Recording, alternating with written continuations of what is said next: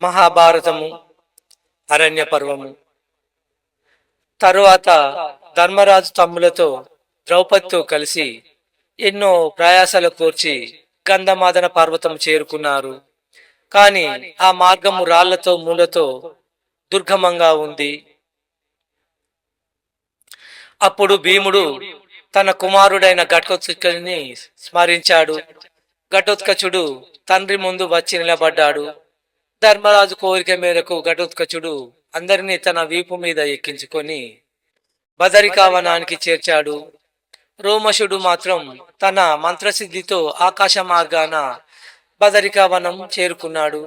అందరూ నరనారాయణులు తపస్సు చేసిన ఆశ్రమం చేరుకున్నారు.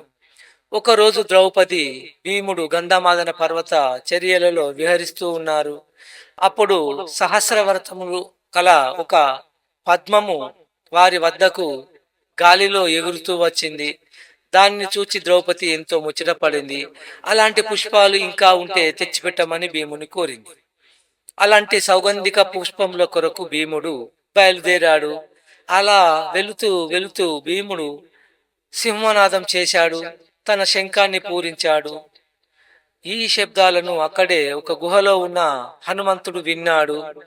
ఆ వచ్చినది తన సోదరుడు భీముడు అని తలిచాడు. గుహలో నుండి బయటకు వచ్చాడు. పక్కనే ఉన్న చెట్లను పెకిలించి దారికి అడ్డం వేశాడు. దారికి అడ్డం పడుకున్నాడు. తన తోకను విలాసంగా ఆడిస్తూ ఉన్నాడు. భీముడు అక్కడికి వచ్చాడు. హనుమంతుని చూశాడు. గట్టిగా సింహనాదం చేశాడు.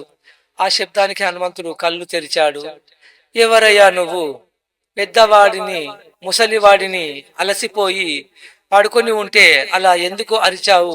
కావాలంటే ఈ అడవిలో ఉన్న ఫలాలు తిని వెళ్ళు, కాని అలా అరవకు అని అన్నాడు హనుమంతుడు.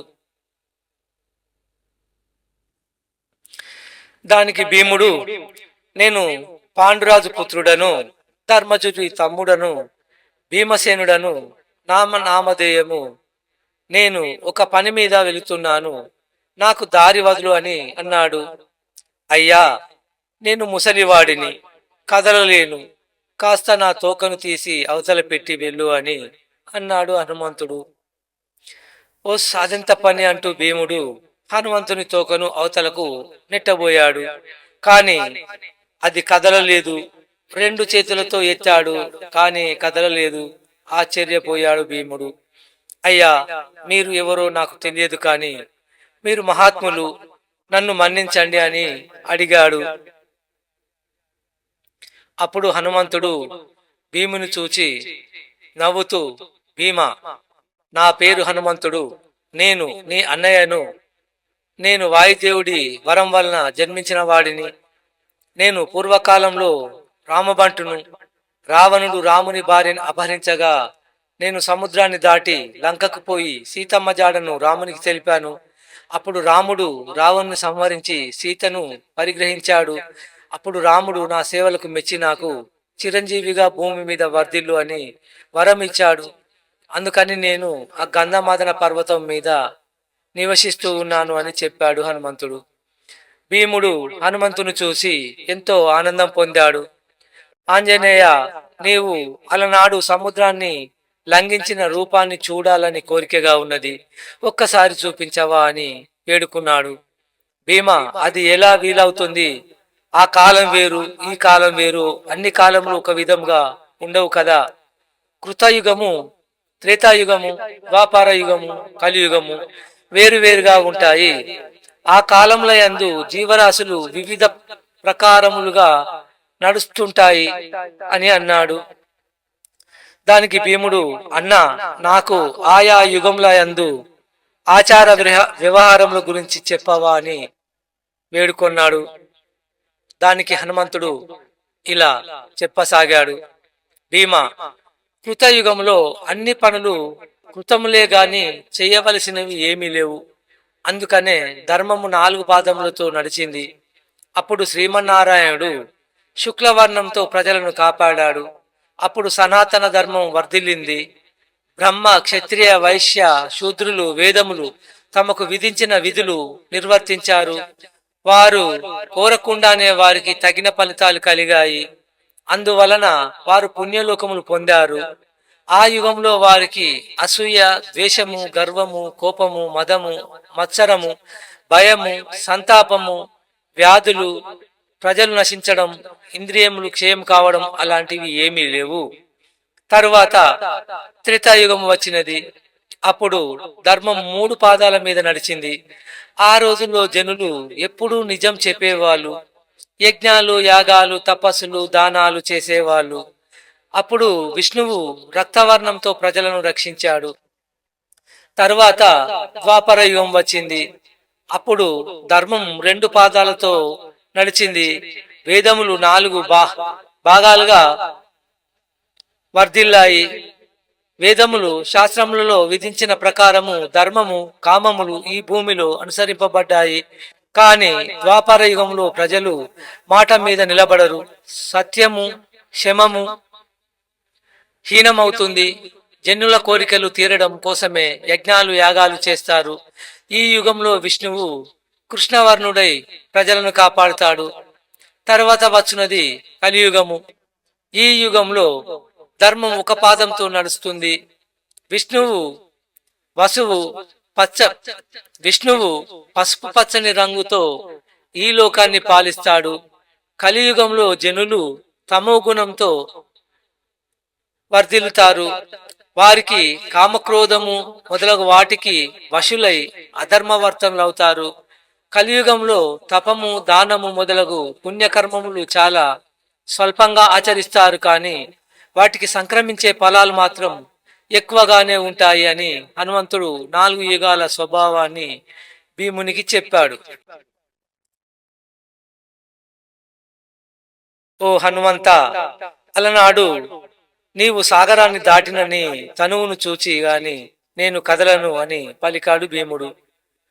అప్పుడు ఆంజనేయుడు తన నిజ రూపాన్ని భీమునికి ప్రదర్శించాడు.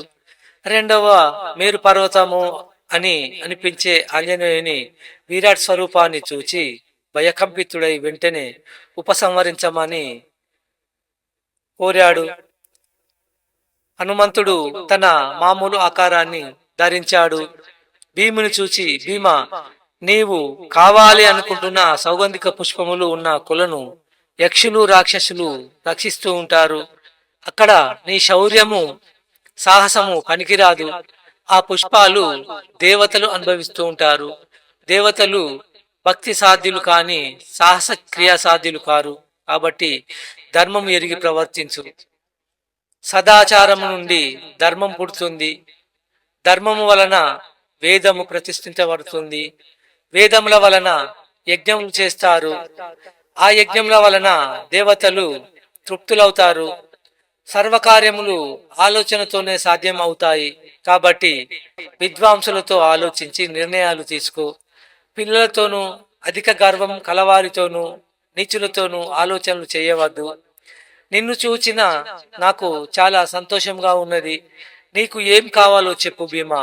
నీకు నీ వారికి కీడు చేసిన ఆ ధృతరాష్ట్రుని, కౌరవులను నేను ఒక్కడినే సంహరించి హస్తినాపురం నేలమట్టం చేస్తాను. చేయమంటావా అని అడిగాడు హనుమంతుడు. దానికి భీముడు, అమిత బలవంతుడవైన నీకు ఆ పని ఒక పెద్ద పని కాదు. కానీ మేము ఆ పని చెయ్యగలము అని వినయంగా అన్నాడు. దానికి హనుమంతుడు, భీమా, అయితే యుద్ధంలో నన్ను తలుచుకో. నేను అర్జునుని రథం మీద ఉన్న ధ్వజం మీద అధిరోహించి మీ బల పరాక్రమాలు కనులారా చూస్తాను అని అన్నాడు. తరువాత హనుమంతుడు భీమునికి సౌగంధిక సరోవరానికి మార్గం చూపి వెళ్ళిపోయాడు. హనుమంతుడు చూపిన మార్గంలో ప్రయాణించి భీముడు కుబేరుని వనములో సౌగంధిక పుష్పములున్న తోటను చూచాడు. భీమును చూచి వనరక్షకులైన రాక్షసులు అతనిని అడ్డగించారు. అయ్యా, ఇది కుబేరుని తోట, ఇందులోనికి ఎవ్వరు పోకూడదు. కుబేరుడు ఈ వనంలో విహరిస్తూ ఉన్నాడు. ఇక్కడ ఉండటం ప్రమాదం అని హెచ్చరించారు. అంతటా భీముడు వారిని చూచి, నేను పాండురాజు పుత్రుడను. నా పేరు భీమసేనుడు అంటారు. నా భార్య ద్రౌపది ఆ పుష్పములు కావాలని కోరినది. కాబట్టి వీటిని తీసుకొని పోవడానికి వచ్చాను, వీటిని తీసుకొని వెళ్తాను అని చెప్పాడు. అయ్యా, నీవు ధర్మరాజు సోదరునివి, ధర్మ పరాక్రమం నడుచుకో. నీవు కుబేరునికి ఈ విషయం తెలిపి ఆయన అనుమతితో ఈ పుష్పములు తీసుకొని పొమ్ము అని పలికారు. ఆ కొలను మొదట కుబేరుడు సంపాదించాడా? ఇవి ప్రకృతి సిద్ధమైనవి, ఎవరికి చెందినవి కావు. నేను క్షత్రియుడను, ఎవరిని యాచించను. నా భుజబలంతో తీసుకొని వెళ్తాను. నేను మీ కుబేరుని ప్రార్థించి ఆ పుష్పములు తీసుకొని వెళ్ళాలా? అసంభవం అంటూ భీముడు ఆ కౌలంలో ప్రవేశించి పుష్పములు కోసుకొని పోతున్నాడు. అప్పుడు వనరక్షకులు భీమునితో యుద్ధానికి దిగారు. భీముడు సునాయాసంగా ఆ రాక్షసులను జయించాడు. వారు పోయి ఈ విషయం కుబేరునికి చెప్పారు. భీముని పరాక్రమము విని కుబేరుడు ఏమి చేయకుండా పోనీలే అని ఉపేక్షించాడు. భీముడు సౌగంధిక పుష్పములు తీసుకొని వచ్చుచుండగా ఇంతలో భీముని వెదుకు కొనుచు నకుల సహదేవులు ద్రౌపది సమేతుడై ధర్మరాజు ఆ కొలను వద్దకు వచ్చారు.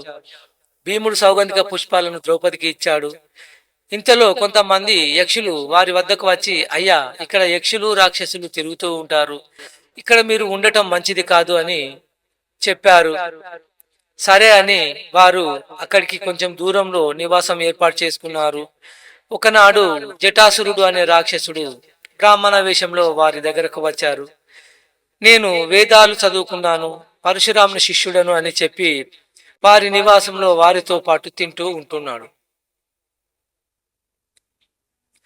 ఒకరోజు భీముడు వేటకు వెళ్ళాడు.